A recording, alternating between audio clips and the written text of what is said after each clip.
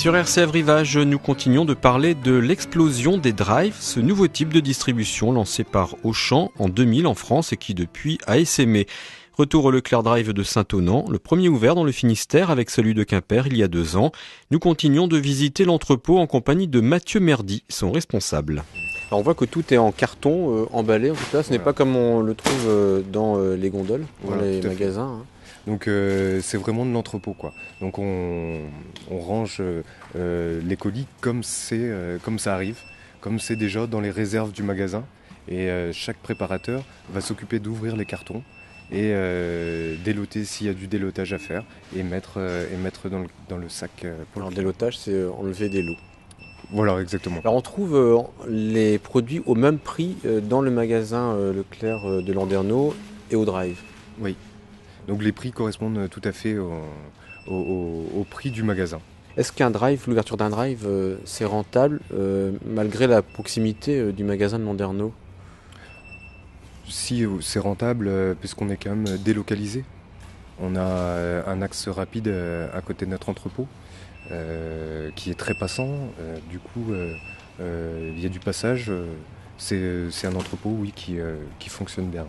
Parce que 300 clients par jour, ce n'est pas beaucoup par rapport au magasin. Qu'est-ce qui permet de dire que voilà, ça fonctionne bien quand même ? Parce que c'est rien pour un magasin. C'est rien pour un magasin, non. Mais forcément, sur 300 clients, c'est un caddie moyen qui est plus élevé que celui du magasin. Quoi. C'est-à-dire que les gens viennent moins souvent ou achètent plus ? Les gens achètent en général plus. Bon, il y a aussi le fait de pouvoir vraiment gérer son budget. Ça, c'est souvent mis en évidence par les clients. Ils ne font pas d'achat imprévu, quoi. Comme ils sont chez eux, ils ont le temps de réfléchir. Ils prennent vraiment l'essentiel, quoi.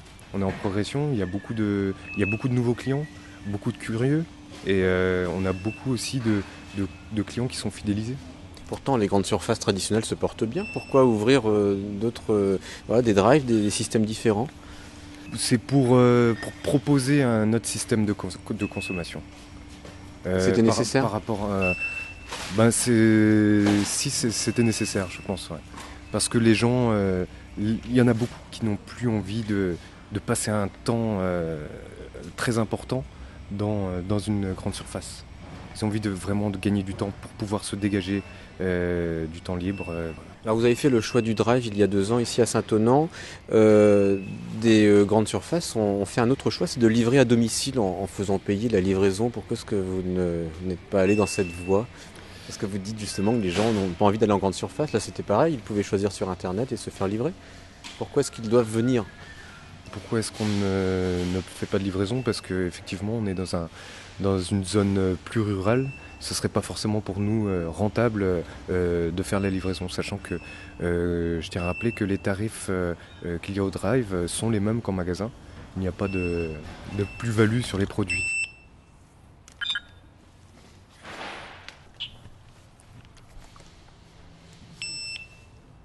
Mathieu Merdy travaillait auparavant à l'hypermarché Leclerc de Landerneau. Il connaît déjà le système de la grande distribution, tout comme cet employé, et la comparaison est donc facile. Céline. Et vous travaillez ici au Leclerc Drive à Saint-Onant depuis combien de temps ? 1 an à peu près. 1 an. Vous parlez de travail d'équipe ici, pourquoi ? Moi parce qu'en fait on avance tous dans le même sens. C'est une mission qu'on a d'un point de départ jusqu'à l'arrivée ou à la livraison du client. On va tous dans le même sens. Il faut livrer au même moment, c'est ça ? Ouais, puis le client, en fait, c'est pas une personne qui s'occupe du client. On est plusieurs sur la commande du client. Entre les produits frais, les surgelés, le secteur ambiant, et c'est global, c'est pas une personne qui s'occupe d'un client. Donc si chacun fait bien sa mission, le client il est livré à temps. La mission c'est quand même la mission c'est de faire les courses à la place du client, alors qu'avant ce n'était pas du tout votre travail, vous travailliez ailleurs dans un hypermarché aussi. Oui, exactement. Alors, vous pouvez nous faire un peu la différence avec les deux voilà. C'est qu'en hyper, quand on est responsable d'un rayon, on est dans son secteur, on ne s'occupe pas des autres. Et, on a les clients qui posent plein de questions aussi. Oui, c'est le contact qu'on n'a pas ici, mais bien que le secteur relationnel ici est important parce que les gens ils ont une opinion à se faire de nous en l'espace de 2 ou 3 minutes et on doit être bon là-dessus aussi. Mais en hyper, ouais, on s'occupe chacun de son rayon. Et on commence à quelle heure en hypermarché ? C'est à peu près les mêmes horaires, des fois plus tôt. Je sais pas comment Mais c'est, on 5-6 commence. heures. C'est les mêmes horaires pour ici aussi? Ouais, si. J'ai l'impression qu'on court beaucoup, C'est physique comme travail. alors que quand on a son rayon, c'est peut-être moins Ouais, non, bien. il faut être prêt pour Pareil l'ouverture aussi. aussi, ouais, donc Et au final, qu'est-ce que vous préférez alors? on est aussi bien ici, ouais. C'est pas le même travail du tout en fait, hein, ça n'a rien à voir avec un C'est pas travail en trop hyper. répétitif? Si, comme en hyper, de toute façon, quand on fait un rayon, on fait tous les jours la même chose, hein. Mais bon, Donc on travaille en fait deux équipes. Il y a une équipe qui travaille le matin qui commence à peu près à 6h et jusqu'à 13h. Et une autre équipe qui commence à midi jusqu'à 19h, 19h30. Quoi. Voilà. Dernière partie de notre émission Initiative sur RCF Rivage, nous nous intéressons au phénomène des drives, ces entrepôts où l'on vous livre directement dans le coffre de votre voiture de la marchandise, ici alimentaire, que vous avez commandée sur Internet. Nous allons nous entretenir maintenant avec la députée de Pont-l'Abbé, Annick Leloc, de l'absence d'autorisation nécessaire pour ouvrir un drive alimentaire déporté, tout seul donc, et par exemple en campagne. L'argument, c'est que les achats ne sont pas faits directement dans l'entrepôt par les clients. Les grandes surfaces ne profitent-elles pas de ce vide juridique pour se développer? Nous en parlons donc avec Annick Leloc. En effet, il n'y a aucune autorisation à demander jusqu'à présent. On peut ouvrir un drive à côté de son hypermarché, c'est ce que des groupes de grande distribution vont faire là, et ont fait d'ailleurs. Ils ouvrent un drive à côté de leur hyper déjà existant pour permettre aux clients de venir prendre la marchandise commandée sur Internet. Et puis à côté de ça, ils ouvrent des drives, ils appellent ça des drives solo, en bord de rocade, bien sûr sur des trajectoires qui sont domicile-travail très fréquentées par les consommateurs. Et donc, mais ils n'ont aucune autorisation à demander pour ouvrir ces équipements. Et il y a certainement, à mon avis, mais un vide juridique, c'était un petit peu le sens de ma question et de mes interrogations. On m'a répondu que non, c'était pas des surfaces de vente, il n'y avait pas de circulation de clientèle, c'était seulement un entrepôt et donc il n'y avait pas de raison, en tout cas, de légiférer davantage et d'en changer. Donc il n'y a pas de cadre réglementaire pour ce type d'équipement. Qu'est-ce que vous souhaitez, vous alors personnellement? Est-ce que vous souhaiteriez que l'ouverture de ces drives soit soumise à un examen aussi en commission d'aménagement commercial? Écoutez, moi je pense qu'on peut s'interroger quand même parce que on y voit la course. Les enseignes ont développé ce type d'équipement plus que d'autres, mais tout le monde va y aller parce que c'est la demande du consommateur de faire ses courses plus vite, etc. Et peut-être d'être moins soumis à des achats impulsifs. On comprend aussi le pouvoir d'achat en baisse, etc. Donc les enseignes et les commerçants sont là pour répondre à la demande des consommateurs.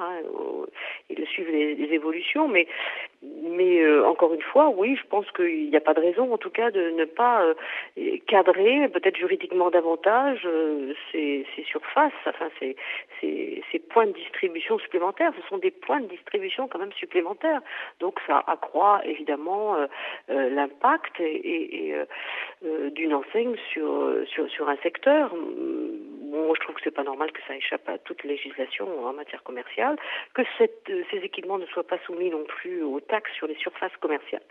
Or, quelquefois, c'est quand même des centaines de mètres carrés d'entrepôts supplémentaires et il n'y a pas de taxes sur les surfaces. Donc tout ça, c'est très bénéfique pour la grande distribution.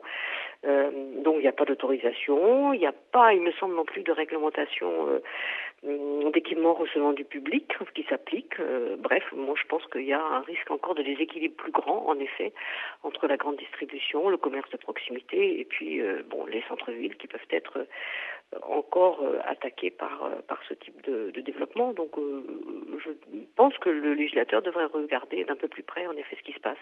Vous ne pensez pas, Annick Leloc, que les propriétaires de magasins profitent justement de ce vide juridique pour étendre leur surface de vente?